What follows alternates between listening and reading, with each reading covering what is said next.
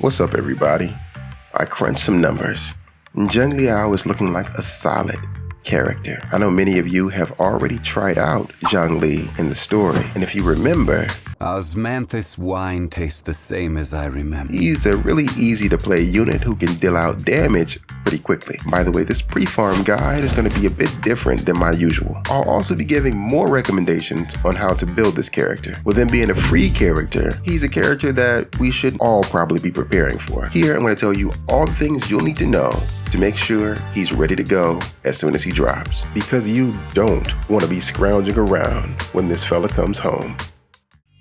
I recommend the 5-star Verities handle. Some people don't have the pulls, and many people are saving for 1.3, but if you have the pulls to spare, I recommend at least trying to get his 5-star weapon. Because as we know in this game, the disparity between 5-star and 4-star weapons is quite large. The second best option is Abyss Surges. Now, I know that's also a 5-star weapon, but this is a weapon that we probably will all be getting. And what do I mean by that? I mean that your standard wishes should not be used on the character banner, because you'll eventually get all those 5-star characters whenever you lose a 50-50. It's almost always better to pull on the standard weapon banner. But if you haven't received it yet, or you're planning on getting refinements for some of the other standard banner weapons, I recommend his 4-star battle pass weapon, Stonard. It's a really solid option for a 4-star weapon. Now, I know not everybody has the battle pass, and so there are other free-to-play options.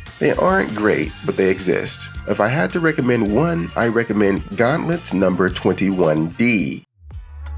For Xiangli's Echo sets, I recommend Void Thunder. This is by far his best in slot set. I also recommend a standard 4-3-3-1-1 build, going 1 type damage and 1 elemental damage for his 3 cost options. After running the numbers, running attack percent is almost as good and sometimes better than running 2 elemental type pieces. The difference between the two is very minimal, and it really depends on your other stats. And running the attack percent elemental type combination allows much more flexibility when farming.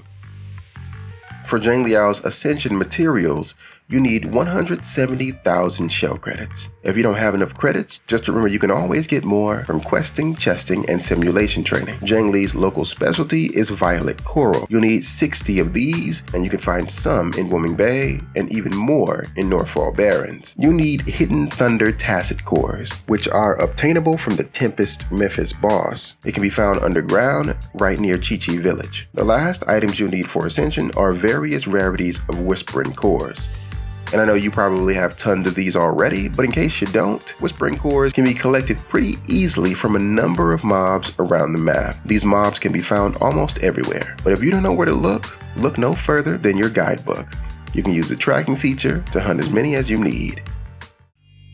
To activate and max out Xiangli Yao's skills, you'll need a little over 2 million shell credits. Poor, penniless, bankrupt, no more money.